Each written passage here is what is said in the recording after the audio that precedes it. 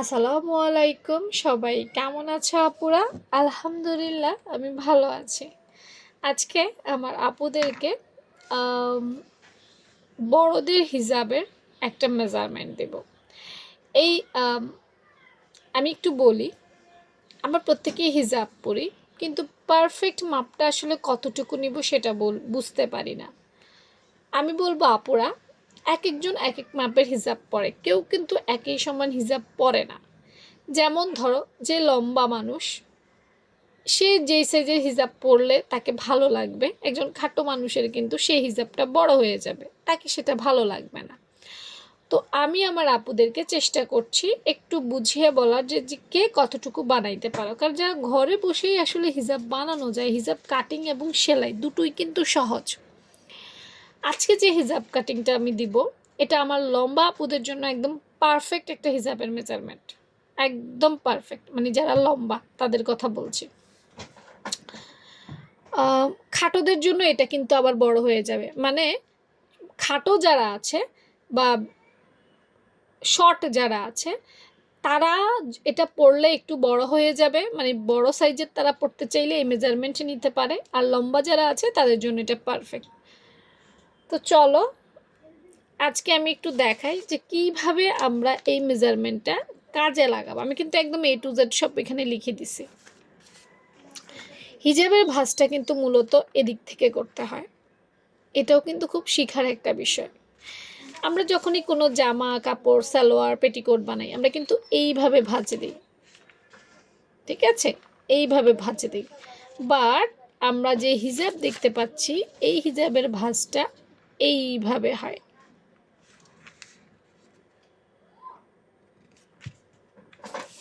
হিজাব অনেকভাবে কাটিং করা যায়, আমি নিজেও জানি, কিন্তু আমি যেভাবে কাটিং করি সেভাবেই তো আপুদেরকে দেখাবো, তাই না? এখন আসো, সর্বপ্রথম আমি লম্বার মাপটা নিব। এখান থেকে ধরে এই লম্বা 38 ইঞ্চি। আমার কাগজ ছোট, তাতে কোনো অসুবিধা নেই, তোমরা ইঞ্চি ট্যাপ মেপে 38 ইঞ্চি যেখানে সেখানেই নিবা, শুধু এইভাবে লম্বায় নিবা 38 ইঞ্চি, ঠিক আছে? এই যে 38 ইঞ্চি। তো আমরা এইভাবে 38 ইঞ্চি নিব লম্বায়। সেলাইয়ের জন্য 1 ইঞ্চি আধা ইঞ্চি বাড়াই নিবা, সেটা তোমার ব্যাপার। তো আমরা এই মেজারমেন্টটা পেয়ে গেছি। এরপর দেখো, এখান থেকে ধরে এই মেজারমেন্ট, এটা হচ্ছে 43 ইঞ্চি। কত ইঞ্চি? 43 ইঞ্চি, তাই না? হ্যাঁ, আমরা এখান থেকে ধরে এখানে 43 ইঞ্চি নিব। 3 8 সরি 4 3 43 ইঞ্চি। এখান থেকে ধরে 43 ইঞ্চি নেব, কেননা আমাদের যে হিজাবের ঘেরটা, এটা যদি এই মাপে না নেই তাইলে ভালো লাগবে না। এখন আসো, কিভাবে আমরা এই 38 থেকে 43 মিলাবো, কিভাবে মিলাইলে সুন্দর হবে। মনে করো আমরা রাউন্ড ফ্রক যখন কাটি, তখন কিন্তু আমরা কর্নার ধরে এইভাবে রাউন্ড ঘুরিয়ে দিতে পারি, এটা মিলে যায়। কিন্তু হিজাবের ক্ষেত্রে কিন্তু এত সহজ না, হিজাব কিন্তু ঘুরিয়ে ঘুরিয়ে মিলাতে হয়। এখন এখানে 38 আর 43 দুটো কিন্তু সমান না, তাহলে তোমরা কিভাবে সমান করবে? কিছু কিছু জিনিস আছে কাপড়ে দেখালে ভালো হয়, কিছু কিছু জিনিস আছে কাগজে দেখালে ভালো হয়। আমার কাছে মনে হয় বেসিক জিনিসগুলো বোঝানোর জন্য কাগজ বেস্ট। দেখো, মনে করো আমি এখান থেকে এখানে 38, এটা 38 মনে মনে ধরো এটাই 38। তা আমরা এখানে একটা দাগ দিব। 2-4 ইঞ্চি দূরে গিয়ে আমরা 38-এর পরে কত আসে? 39, ঠিক আছে? আমরা আবার কিছুক্ষণ পরে গিয়ে 40-এ চলে যাব, কিছুক্ষণ পরে গিয়ে আমরা 41, ওই কর্নারটা ঠিক রাখবো, 41-এ চলে যাব। কিছুক্ষণ পরে গিয়ে আমরা 42-এ চলে যাব, একদম লাস্ট পয়েন্টে আমরা 43-এ চলে যাব। এভাবেই আমাদের শেপটা মিলাবো, কারণ এই শেপটা না মিললে, না সুন্দর হলে তোমার ঘের ভালো হবে না। মেজারমেন্টও বুঝিয়ে দিলাম, বেসিকও বুঝিয়ে দিলাম। এই হিজাবের মধ্যে এই ঘের ছাড়া আর কিছু ইম্পর্ট্যান্ট না, ঠিক আছে? তো আমরা অনেকেই কি করো জানো, আন্দাজে কেটে ফেলো। এই আন্দাজে কেটে ফেললে পিছনের যে ঘেরটা, এটা ভালো আসে না। এইভাবে তুমি ঘের মিলাইও, আমি যেভাবে দেখাইছি, দেখবা অনেক সুন্দর হবে। ব্যাস, এরপরে কেটে ফেলবো। আর এরপর হচ্ছে পট্টির মেজারমেন্ট, আপু একটু পর দেখাচ্ছি, এটা আগে কেটে নেই।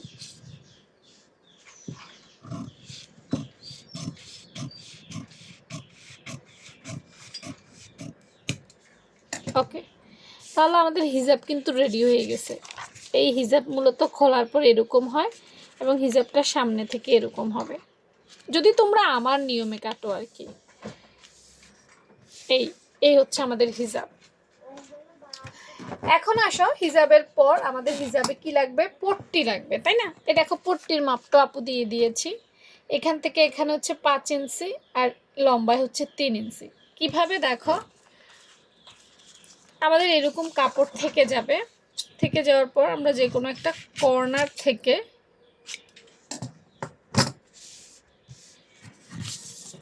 এইভাবে ভাঁজ দিব। প্রথমে এইভাবে ভাঁজ দিব, তারপর আমরা এইভাবে ভাঁজ দিব। ওকে, ভাঁজ দেওয়ার পর আমরা মাপ নিব, অর্থাৎ এইভাবে পাশে নিব 5 ইঞ্চি। এই যে 5 দেখতে পাচ্ছ, তো আমার তো এটা ছোটো, তাহলে পাশে এইভাবে নিবা 5 ইঞ্চিতে দাগ। আর এই যে 3 ইঞ্চি দেখতে পাচ্ছ, এটা এইভাবে নিবে 3 ইঞ্চি,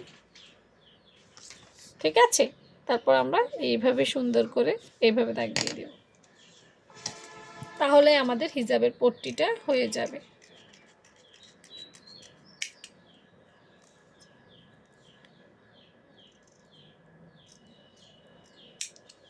সুন্দর করে একটা শেপ দিব।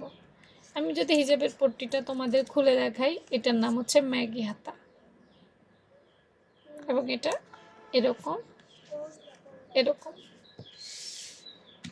এটাই এখানে বসবে।